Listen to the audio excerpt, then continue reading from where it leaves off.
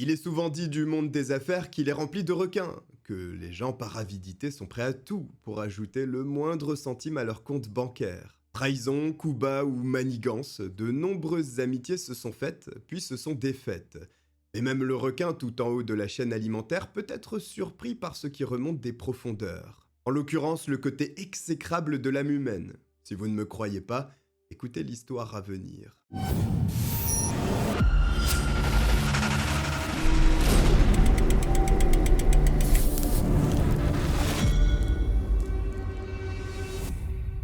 La plupart du temps, la ville de New York est représentée par son secteur phare, l'île de Manhattan, qui rayonne dans le monde entier et attirant les touristes par millions chaque année. Ce qui nous amène à oublier régulièrement que la Grande Pomme est composée d'arrondissements, comme pourrait l'être Paris. Alors évidemment, l'échelle des deux villes n'est absolument pas comparable. Les zones sont donc découpées de manière un peu différente. New York est donc divisé en 5 grands arrondissements. Le plus connu, bien entendu, Manhattan, suivi de Brooklyn, du Queens, du Bronx et de Staten Island, qui est l'arrondissement le moins retenu par la majorité des gens. Il faut dire qu'il s'agit d'une zone relativement calme, contrairement à ce qu'ont pu connaître Brooklyn et le Bronx, avec une certaine agitation dans les années 90. Là-bas, ce sont surtout les classes moyennes qui résident. Pour être un peu caricatural, on pourrait qualifier Staten Island d'arrondissement dortoir. Il est assez éloigné du cœur de New York pour se loger à un prix raisonnable, tout en étant suffisamment proche pour rejoindre le centre névralgique et occuper un emploi dans ce secteur. Cela n'empêche qu'il y a un coin de Staten Island plus aisé que le reste, Todd Hill, où se sont regroupées des personnes aux moyens financiers beaucoup plus conséquents. L'effet direct a été une augmentation du prix de l'immobilier dans cette zone, avec des maisons pouvant atteindre des prix faramineux étant vendues pour plusieurs millions de dollars. Ce sont principalement des multimillionnaires, entrepreneurs ou riches héritiers qui occupent ces logements. La plupart du temps pour fuir l'effervescence du centre de New York, mais aussi la criminalité qui est plus élevée qu'à Staten Island. Le but est donc de se trouver dans le secteur le plus calme possible. Et c'est vrai que la criminalité dans cet arrondissement est très basse. Pourtant, le dimanche 2 avril de l'an 2000, le poste de police du coin reçoit un appel en provenance de l'une des résidences situées dans le quartier de Todd Hill. C'est une femme, Elena Kiejliches, qui contacte les autorités de la région parce que cela fait un certain temps qu'elle est sans nouvelles de son époux, Boris. Elle explique que ces derniers jours, elle avait profité du soleil floridien avec ses enfants et leur avait fait plaisir en les emmenant au fameux parc d'attractions d'Orlando, Disney World. Au retour de la petite famille, Elena et les enfants pensaient retrouver Boris à leur maison de Todd Hill. Simplement, ce ne fut pas le cas. Le père était absent. La dernière fois qu'Elena a vu Boris, c'était le vendredi 24 mars, juste avant le départ pour Orlando, tôt le lendemain matin, le samedi 25 mars. Elena signale que le vendredi soir, elle et son époux se sont un peu disputés et elle ne l'a pas vu le matin suivant. Elle a pensé que son mari était rancunier de la veille et avait décidé de l'éviter. La voiture de Boris n'était pas garée sur la propriété, c'est ce qui a encouragé son épouse à penser qu'il était allé ailleurs pour se changer les idées. Mais au bout de presque une semaine, elle s'inquiète de son absence à présent, parce que ce n'est pas réellement dans ses habitudes de disparaître ainsi sans laisser de traces ni informer Elena. D'autant plus que la femme indique que la voiture de son mari n'est toujours pas revenue non plus. Ceci dit, la jeune femme précise également que l'absence de nouvelles lorsqu'elle se trouvait à Orlando avec ses enfants n'était pas une surprise. Boris étant souvent en déplacement pour gérer ses affaires, il arrive que plusieurs jours s'écoulent sans que les époux n'échangent entre eux. Boris se rend régulièrement en Russie, parfois 2 ou 3 semaines d'affilée, puisque ses affaires concernent l'achat-revente de kérosène pour les avions sur le marché russe. Ce silence angoissant pousse Elena à essayer de contacter Boris par n'importe quel moyen, sans succès. Évidemment, elle a tenté de le joindre directement. Elle n'a pas eu de réponse, puis s'est tournée vers ses amis et connaissances qui pourraient éventuellement lui délivrer des indices sur sa localisation. Seulement, elle ne parvient pas à glaner la moindre information sur son époux. Elle est sans nouvelles de lui après avoir tout mis en œuvre pour le joindre et savoir où il pourrait se trouver. Ces échecs successifs ont conduit Elena à se confier directement à la police locale pour l'aider à retrouver son époux. L'évaporation soudaine d'un riche homme d'affaires russe de Todd Hill est manifestement suffisamment inquiétante pour que les policiers décident d'ouvrir une enquête sur ces faits. Afin de saisir la nature de cette disparition, les enquêteurs se penchent sur l'histoire de Boris Kiejliches et l'environnement qui l'entoure pour comprendre s'il a pu s'enfuir de son foyer familial de son plein gré et, si c'est le cas, Où a-t-il bien pu se rendre? Les policiers essayent de se mettre à la place de l'homme. Ils veulent entrer dans la tête du disparu. C'est pour cette raison que des interrogatoires avec sa famille, ses amis et toute personne proche de lui sont lancés en vue de cerner le personnage. L'objectif étant de relever une potentielle anomalie dans la vie de Boris, pouvant ainsi conduire à une première piste à suivre. Boris étant un homme d'affaires russe, les policiers se tournent nécessairement vers les collègues de ce dernier. Il n'est pas impossible que sa disparition soit en lien avec son activité professionnelle. Les personnes qui le côtoient dans le milieu le décrivent comme quelqu'un d'agréable, souriant, c'est un bon père de famille, mais redoutablement efficace en affaires qui a réussi à monter une véritable petite fortune. D'ailleurs, tout le monde est époustouflé par la maison qu'il possède, une demeure à plusieurs millions de dollars avec des pièces spacieuses, possédant de hauts plafonds et dont le moindre détail est travaillé avec finesse. Les enquêteurs le constatent de leurs propres yeux quand ils se rendent au domicile des Kiejliches. Il y a même une immense piscine intérieure qui surprend les policiers, tant sa taille est démesurée et inenvisageable au sein d'un domicile. Tout ceci n'est pas réellement surprenant, compte tenu de l'aisance financière de la famille Kiejliches, Boris ayant sur certains de ses comptes américains environ 5 ou 6 millions de dollars, mais bien plus encore dans d'autres pays. D'après ses partenaires d'affaires, l'homme aurait parlé de plusieurs autres millions de dollars dissipés entre Moscou et Singapour. C'est donc une grande fortune qui a disparu. Simplement, lors de ces échanges, ce que retiennent les policiers, c'est que Boris est un homme d'affaires russe, très impliqué dans le secteur pétrolier de son pays d'origine. Or, entre la fin des années 90 et le début des années 2000, la mafia russe est très implantée sur le marché du pétrole. Il y a beaucoup d'argent à se faire, mais l'environnement est risqué lorsque l'on décide de prendre des parts de marché dans ce secteur porteur, mais hautement concurrentiel. Pour vendre son kérosène et approvisionner les avions sur les tarmacs des aéroports russes, il faut nécessairement avoir des liens avec le crime organisé. Boris est forcément en contact avec des personnes dangereuses. Sa disparition est donc perçue d'un nouvel œil par les enquêteurs et devient très inquiétante.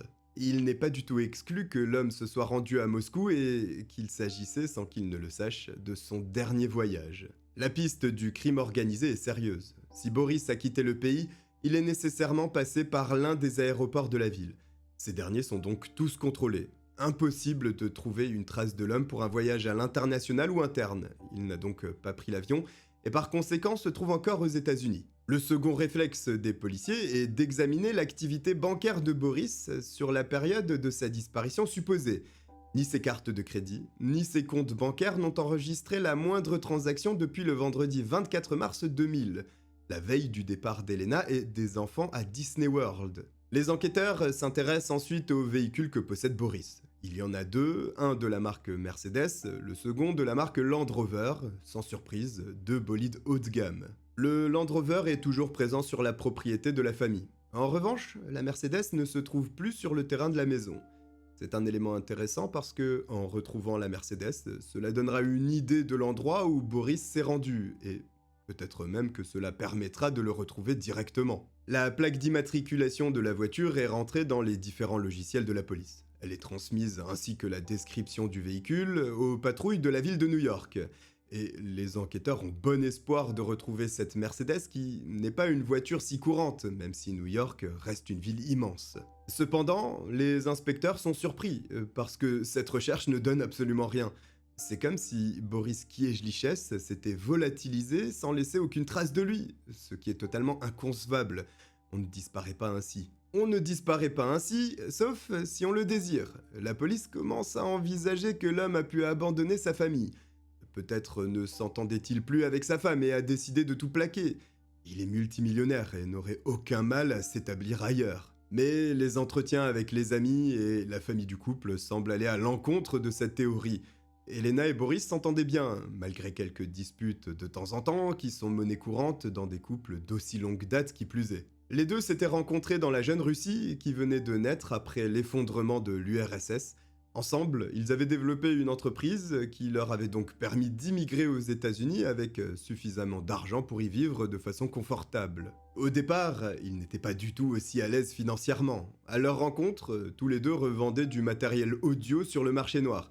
C'est quand ils ont accumulé un peu d'argent qu'ils ont pris la direction des États-Unis, qui est un pays bien plus stable que la Russie pour les affaires. Une fois leur situation à l'équilibre, Boris et Elena accueillent leur premier enfant, puis un second dans la foulée pour former une belle petite famille.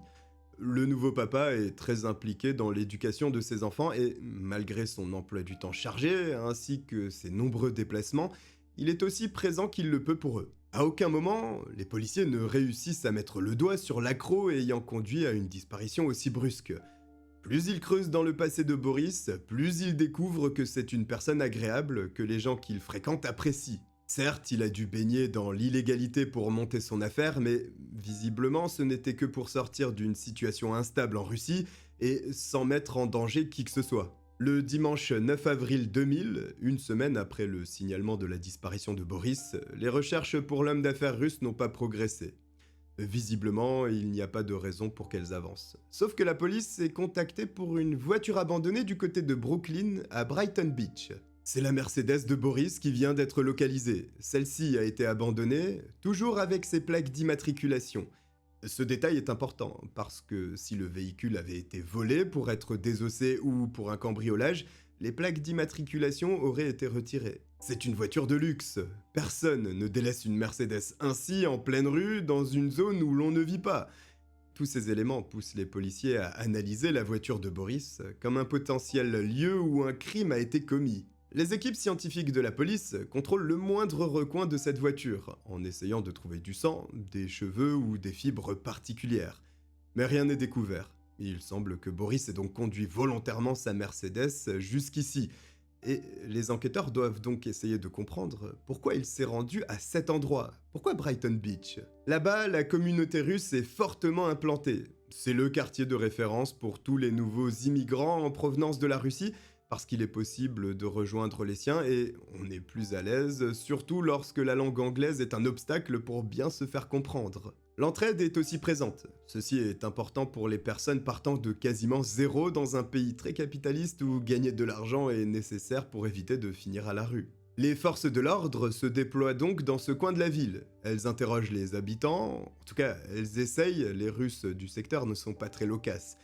Ils restent cordiaux, mais disent simplement aux policiers qu'ils n'ont aucun élément à leur apporter. Cela se comprend dans un sens. La plupart d'entre eux sont des migrants, pour beaucoup sans papier, et participer à une enquête de police pourrait conduire à ce qu'on s'intéresse à leur cas, ce qu'ils souhaitent éviter, préférant rester dans l'ombre sans éveiller les soupçons des autorités régulant l'immigration aux États-Unis. C'est compréhensible, mais cela n'aide pas la police, qui se retrouve face à un obstacle conséquent et de nombreuses questions.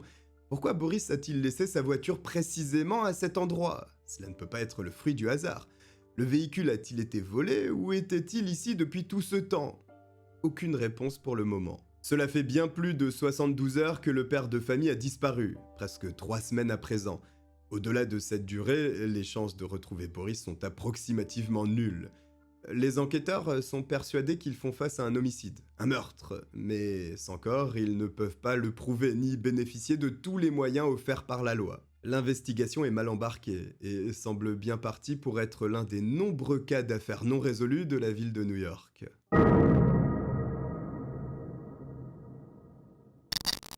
Le mardi 25 avril 2000, du côté de Jamaica Bay, dans l'arrondissement du Queens, des enfants sont en train de jouer au bord de l'eau. C'est alors qu'ils remarquent un gros objet flottant. Curieux, ils s'approchent et comprennent qu'il s'agit d'un baril. Les garçons sont excités à l'idée qu'il puisse contenir un trésor. Alors ils se démènent pour le faire revenir jusqu'à la rive. Une fois fait, ils ne perdent pas une seconde et l'ouvrent pour découvrir son contenu. À la place du trésor escompté, c'est une odeur infecte qui s'échappe de ce récipient. En étalant ce qu'il contient, les enfants découvrent des restes humains. C'est un cadavre qui a été enfoncé à l'intérieur de ce baril. Immédiatement, la police est donc contactée pour enquêter sur cette macabre trouvaille. Sur place, les agents de police observent la scène. Ils ont devant eux une dépouille humaine désarticulée après que l'auteur du crime se soit donné la peine de placer le cadavre dans le baril. La dépouille est envoyée chez le médecin légiste pour qu'une autopsie soit menée. L'identification, grâce aux empreintes digitales, permet de conclure qu'il s'agit de Boris Kiejliches. C'est une nouvelle vraiment triste, mais peu surprenante pour les inspecteurs qui s'attendaient à ce que l'homme soit décédé. En revanche, ils ne s'attendaient pas nécessairement à le retrouver au fond d'un baril flottant dans les eaux de New York. Les policiers doivent remplir leur devoir, et maintenant, c'est certainement l'une des parties les plus difficiles de leur métier, puisqu'il faut informer Elena et les enfants qu'ils ne reverront plus jamais Boris vivant. À l'annonce de la mort tragique de son époux, Elena s'effondre. C'est toute la famille qui est dévastée.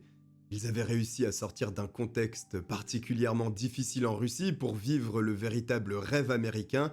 Malheureusement, celui-ci s'est interrompu, se transformant en cauchemar. Malgré cet horrible événement, qu'est la découverte du corps de Boris, l'enquête a potentiellement la possibilité de progresser grâce à l'autopsie du corps.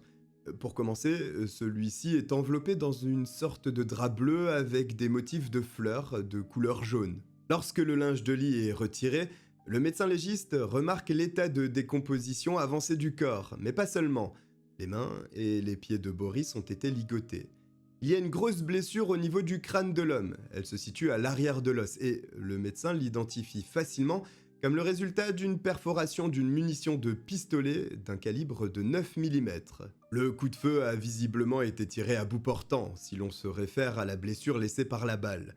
Ce n'est pas tout. Il y a une autre blessure, toujours au niveau du crâne, mais celle-ci n'est pas liée au pistolet.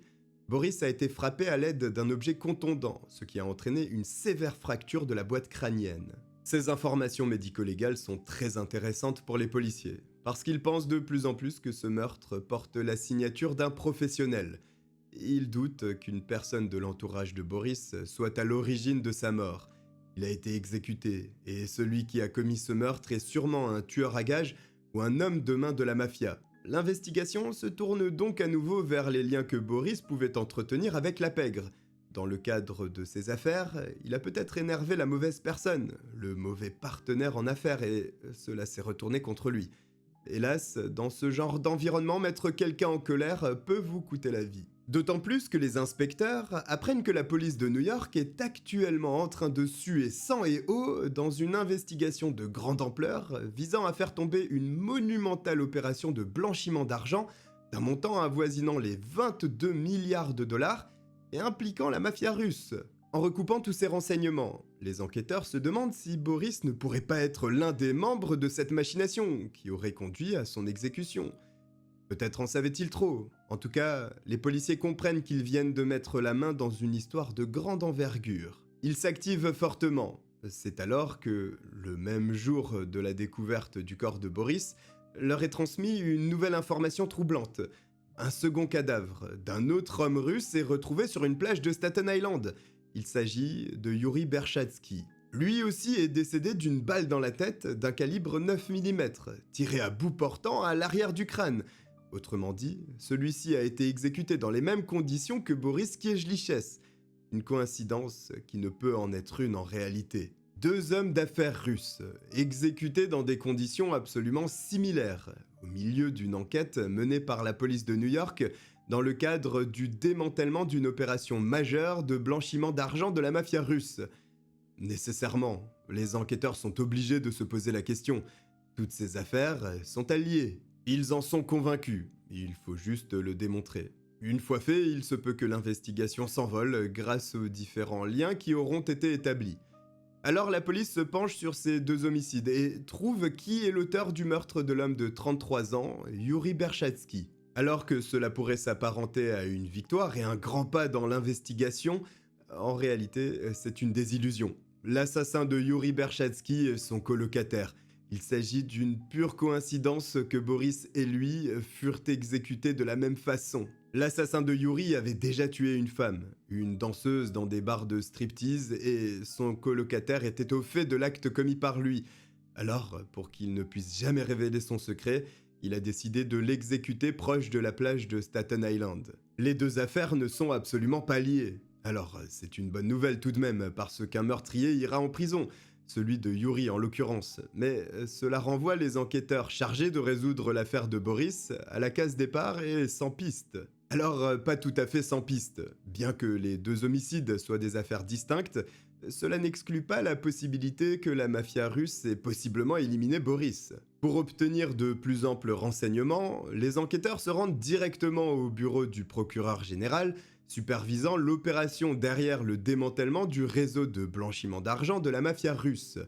Si Boris est mêlé de près ou de loin à ce trafic, alors il y aura un rapport sur lui, et son niveau d'implication dans tout ça aussi. Au bureau du procureur, il est confirmé aux inspecteurs qu'une enquête a été menée sur la victime de leur homicide. Il est indéniable que Boris Kiejliches est hors de cause, n'étant en aucun cas lié à l'opération de blanchiment d'argent de la mafia. C'est un gros coup dur pour l'investigation, qui doit donc écarter cette théorie qui, en réalité, était la seule piste que possédaient les autorités. Il n'y a plus rien. Il faut donc se baser sur les seuls éléments disponibles. Le corps de Boris, le drap qui l'enveloppait, le baril et la Mercedes de la victime. Cela ne fait pas grand-chose. Pourtant, il se pourrait bien que la réponse à tout ce mystère soit en réalité l'un de ces 4 indices.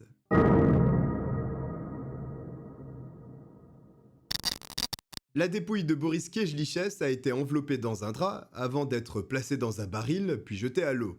Tout à fait ce que la mafia pourrait accomplir pour se débarrasser d'un cadavre, à quelques exceptions près. La première est que la mafia apprécie ajouter une matière lourde comme du béton afin que le baril, une fois jeté à l'eau, ne remonte pas à la surface. La seconde est la matière du tonneau. Souvent, si ce n'est dans tous les cas, c'est un baril en métal ou en plastique qui est utilisé. Or, cette fois-ci, il apparaît que le matériau qui compose le baril soit une sorte de carton recyclé, ce qui est inhabituel. Tout ce qui sort de l'ordinaire est une aubaine pour les policiers.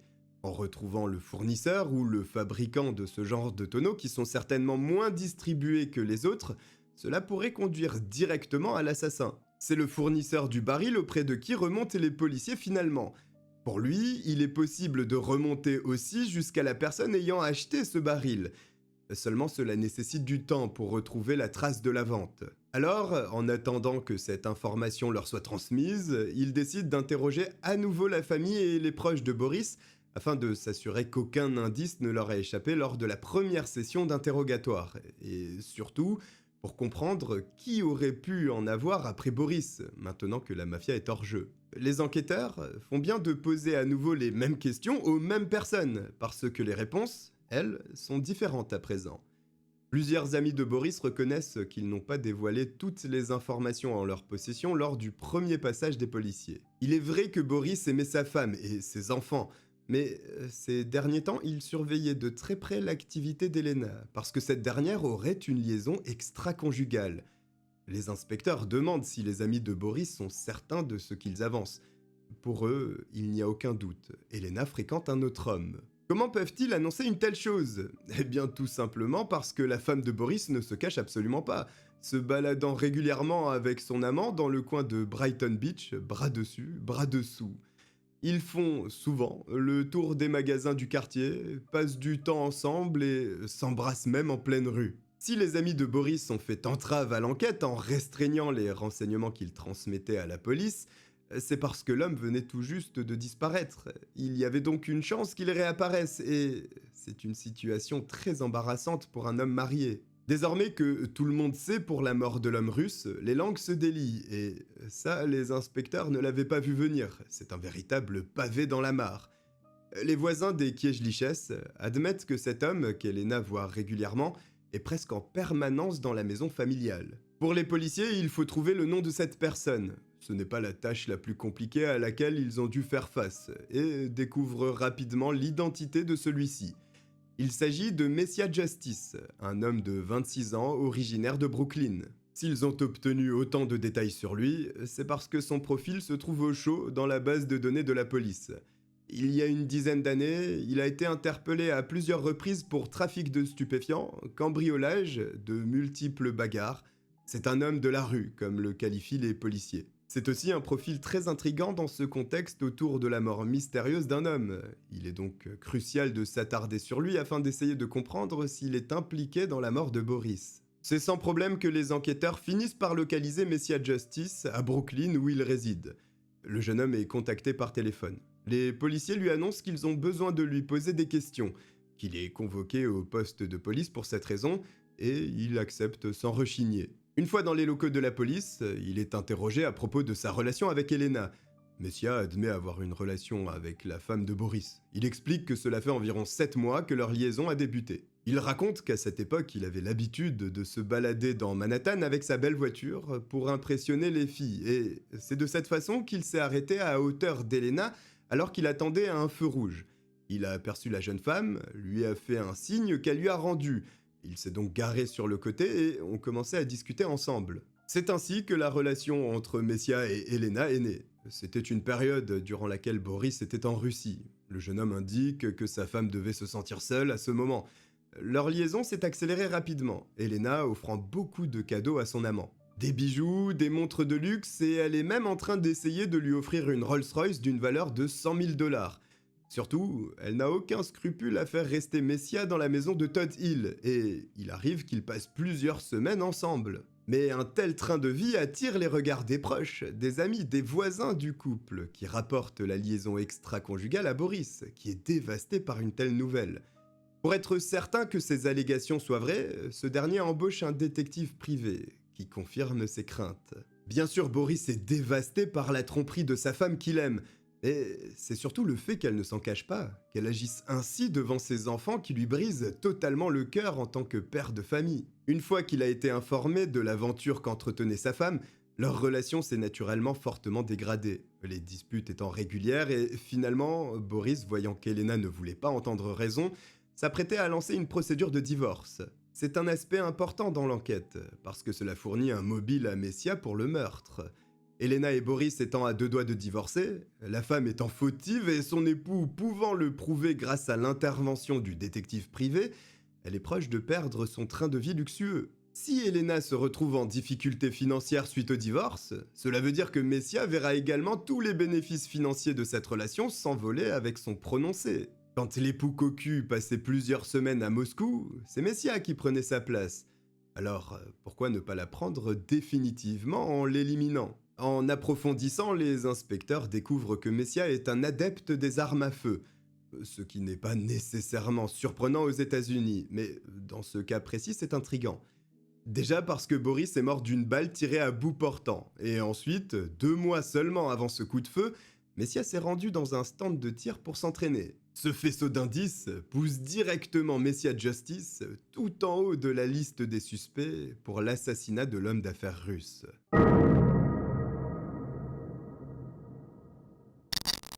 Naturellement, puisque les policiers tiennent Messia dans leurs locaux, qu'il semble bavard et qu'il est directement mêlé à toute cette histoire, il est demandé au jeune homme ce qu'il sait du meurtre de Boris. Sans surprise, le suspect indique qu'il ne sait rien à propos de cet assassinat. Il clame son innocence et précise qu'il était chez lui, à Brooklyn, quand tous ces événements se sont produits. Si c'est vrai, c'est un gros coup d'arrêt dans l'investigation, d'autant plus que Messia apparaît très sûr dans ses propos. Il est avec les policiers depuis plusieurs heures et aurait pu partir n'étant pas en état d'arrestation, ni en garde à vue. Mais il répond à toutes les questions des enquêteurs. Il faut donc vérifier son alibi, afin de ne pas commettre une erreur et manquer de rendre justice à Boris. Pendant cette vérification, les inspecteurs demandent aux amis de l'homme d'affaires si les propos de Messia sont vrais quand il affirme que Boris s'apprêtait à quitter Elena tout en la laissant sur la paille. Tout le monde confirme ces propos. L'un des amis affirme avoir vu Boris la veille de sa disparition. L'homme s'était rendu à son bureau pour discuter de ce qui le tourmentait depuis des semaines, quand il a saisi son téléphone pour appeler Elena et l'a menacé de lui prendre le moindre centime. La conversation s'est envenimée. Quand Boris a raccroché, il était furieux et voulait à tout prix rentrer chez lui pour confronter sa femme. Son ami a tenté de l'en dissuader parce que, dans son état, cela n'aurait mené nulle part. Et il n'a pas réussi à convaincre Boris qui est parti et il ne l'a plus jamais revu. Cette révélation est intéressante, parce que l'altercation entre Elena et Boris semble bien plus virulente que ce qu'a décrit la femme. Aurait-elle menti? Serait-elle également impliquée dans le meurtre de son propre mari? La question mérite d'être posée. Dans ce même laps de temps, les policiers reçoivent le retour du magasin ayant vendu le baril en carton recyclé.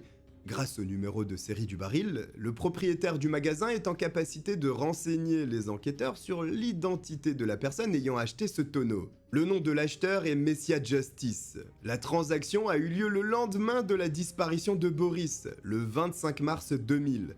Plus incriminant, on ne fait pas. Messia ainsi qu'Elena semblent fâchés avec la vérité.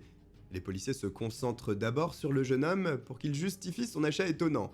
Ce n'est pas tous les jours que l'on achète un baril, encore moins que, malencontreusement, un cadavre se trouve à l'intérieur de celui-ci. Les inspecteurs, lors de ce second interrogatoire, ne passent pas par quatre chemins. Ils exigent la vérité. Mais Messia continue de clamer son innocence. Sauf que cette fois-ci, cela ne va pas suffire face à la nouvelle preuve que détiennent les enquêteurs. Ils savent qu'il est allé acheter le baril dans lequel le cadavre de Boris se trouvait. Totalement acculé, Messia finit par parler, racontant comment s'est passée la nuit du 24 mars. D'entrée, il affirme qu'il n'a tué personne. La veille du départ à Orlando, Elena a téléphoné au jeune homme. Il l'a décrit comme complètement paniqué. Elle a répété à plusieurs reprises que quelque chose de terrible s'était produit et qu'elle avait absolument besoin de son aide. Sur le coup, Messia n'a pas réfléchi. Il a sauté dans sa voiture pour se rendre chez Elena. À peine arrivé, la femme l'a conduit au sous-sol de la maison. C'est alors qu'il a pu voir Boris étalé sur le sol, face contre terre. Il y a du sang partout et, à l'évidence, on venait de lui tirer dessus. Elena explique qu'elle a été frappée par son mari. Elle n'aurait pas supporté d'être battue, cela n'aurait pas été la première fois et elle aurait donc décidé de le tuer. Réalisant ce qu'elle venait de commettre, elle demande à Messia de l'aider à dissimuler le corps de son époux. Le jeune homme s'est donc improvisé nettoyeur de scène de crime. Il a découpé un grand carré de moquette afin d'enrouler le corps de Boris dedans pour le placer dans le véhicule Land Rover. Le lendemain, Messia s'est rendu au magasin pour acheter un baril. Il y a placé la dépouille de Boris et l'a jetée dans l'eau. Le jeune homme refuse d'être inculpé pour le meurtre. Il reconnaît la dissimulation de cadavres, mais en aucun cas l'homicide. C'est compréhensible. Dans un cas, la peine maximum est de 2 ans d'emprisonnement, quand dans l'autre, c'est minimum 25 ans, pouvant aller jusqu'à la perpétuité. Bon, il faut se méfier toutefois de cette version. Messia a déjà menti, mais il y a des choses facilement vérifiables, comme le coup de téléphone d'Elena au jeune homme. En vérifiant les relevés téléphoniques, il apparaît effectivement que le coup de fil provient de la maison d'Elena vers le téléphone de Messia à 22h52 le 24 mars. Ensuite, le suspect explique avoir emprunté le pont Verrazzano aux alentours de 23h ou 23h30 pour se rendre à Staten Island depuis Brooklyn. C'est aussi facile à vérifier, le pont possède des caméras de surveillance. Messia dit vrai, sa voiture est identifiée parmi les autres véhicules à cet horaire. Il semble donc honnête sur sa seconde version des faits. Il doit vouloir absolument éviter la prison pour meurtre. Seulement, il n'y a pas de preuves qui permettent d'incriminer Elena. L'arme du crime n'est pas en possession des policiers. Autrement dit, il y a de fortes chances pour que ce soit parole contre parole, chacun se défendant d'avoir ôté la vie à Boris. Pour faire le clair sur tous ces événements, les enquêteurs obtiennent un mandat afin de mener une perquisition dans la maison des Kiejliches. Elena est également amenée au poste de police pour répondre aux questions des inspecteurs, en tant que suspecte cette fois. Comme il le craignait, sa version est loin d'être similaire à celle de Messia. Elena raconte alors les événements selon son point de vue. Elle reconnaît son aventure extra-conjugale avec Messia. Elle nie en revanche être à l'origine du meurtre de son époux. D'après elle, il s'agissait d'une idée de son amant. Il possédait une clé de la maison. Le soir du 24 mars, il serait venu de son plein gré pour rencontrer Boris. Discrètement, il l'aurait suivi jusqu'au sous-sol, où il l'aurait surpris par derrière en le frappant au niveau du crâne. L'homme se serait donc évanoui. À cet instant, Messia aurait dégainé son arme puis aurait exécuté d'une balle dans la tête celui qui menaçait de tout lui faire perdre. Dans la foulée du meurtre, le jeune homme aurait menacé la mère de famille en lui annonçant que si elle ne l'aidait pas à dissimuler le corps, il s'en prendrait directement aux enfants d'Elena. Cette dernière, contrainte par la menace, exécute le moindre des ordres que Messia lui donne. D'après Elena, les rôles sont inversés. Pour l'argent, le jeune homme a orchestré le meurtre de son rival et elle n'a fait que subir pour protéger ses enfants. Qui croire ? Ce n'est pas évident pour les policiers, qui ne disposent d'aucune preuve directe. Cependant, en analysant correctement, certains éléments dévoilés par Messia sont prouvables, comme le coup de téléphone, que ne mentionne pas Elena, ou encore l'heure à laquelle il a traversé le pont. Le jeune homme a également donné la localisation précise où il se serait débarrassé du baril. Les inspecteurs vérifient donc si en jetant le baril depuis une plage de Staten Island, celui-ci aurait pu dériver jusqu'à Jamaica Bay. Et cela tient la route. Il est donc plus facile de croire Messia plutôt qu'Elena, qui est celle ayant le plus à gagner avec la mort de son époux.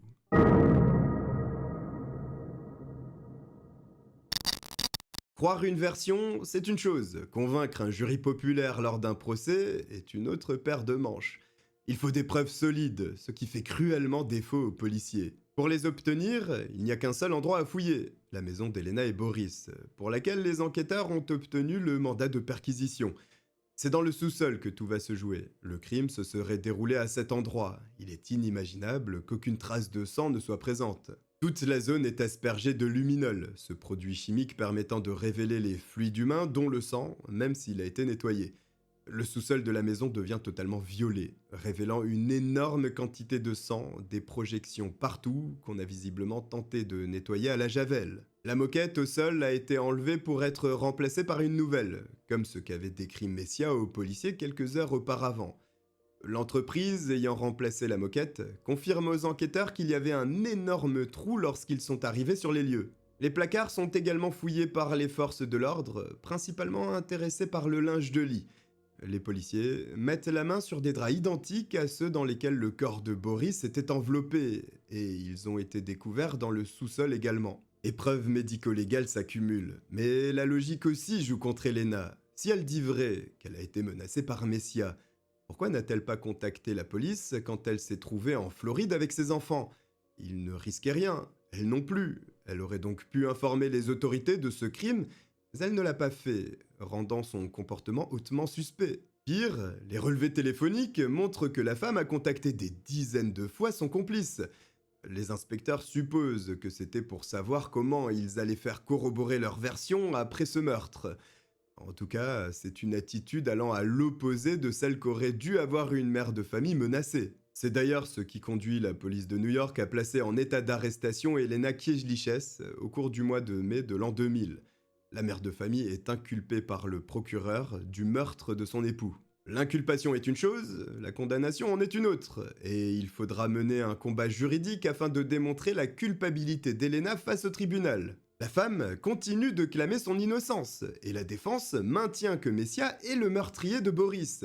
Il a reconnu s'être débarrassé du corps, avait un intérêt dans la mort de l'homme d'affaires russe, et surtout, il n'y a aucune preuve directe démontrant l'implication d'Elena dans le meurtre de son époux. Oui, les preuves médico-légales démontrent que Boris est mort dans son sous-sol, mais aucune d'entre elles ne prouve que sa femme a appuyé sur la détente. L'un des témoignages clés dans cette histoire est celui de Messia Justice. Un rude contre-interrogatoire est mené par les avocats de la défense afin de vérifier s'il était capable de réciter sa version sans se contredire. Il y parvient, ce qui semble convaincre le jury populaire lorsqu'il se tient à la barre. Pourtant, le rapport d'autopsie vient semer le doute à nouveau, parce que la victime a été violemment frappée à l'arrière du crâne avant de s'évanouir. Mais Elena aurait-elle eu la force d'assommer son époux en un seul coup ? Même à l'aide d'un objet, il faut une certaine puissance pour faire perdre connaissance à quelqu'un. Et s'il y a bien une personne avec suffisamment de force pour réaliser une telle chose, c'est Messia Justice. Simplement, le comportement d'Elena est suspect. La mère de Boris l'avait contactée plusieurs fois quand elle se trouvait à Disney World, et à aucun moment, Elena ne lui a dit que son fils n'était pas en sa compagnie, alors que sa mère tentait de le joindre. Ce qui est curieux, mais incriminant également. Pourquoi ne pas annoncer l'absence de son époux ? Elle trouvait tout le temps une excuse. Soit il était dans la douche, soit il était occupé, mais à chaque fois il était indisponible, faisant ainsi croire qu'il était bien à Disney World. C'est avec tous ces éléments que le jury doit se retirer afin de délibérer. Après 3 heures d'attente, le verdict tombe. Elena Kiejliches est reconnue coupable du meurtre sans préméditation de son époux Boris. Elle est donc condamnée à une peine d'emprisonnement de 22 ans minimum, pouvant aller jusqu'à la perpétuité. Messia Justice n'est pas inculpé de meurtre, mais plaide coupable pour falsification de preuves, entrave à la justice, et il est condamné à une peine d'emprisonnement de 3 années à la fin de l'année 2002. Le jury retient qu'Elena est celle ayant appuyé sur la détente. Un doute pourrait subsister au regard des éléments du dossier. Alors, qu'en pensez-vous ? Si vous êtes arrivé jusqu'à ce stade de la vidéo, écrivez en commentaire Elena ou Justice si vous pensez que c'est l'un ou l'autre qui a tiré sur Boris. Voici pour cette histoire dramatique. Si vous avez apprécié que je vous la raconte, n'hésitez pas à vous abonner et à liker. Vous pouvez me rejoindre sur mes réseaux sociaux indiqués en description. Je vous remercie de m'avoir regardé, je vous dis à très bientôt. Bye.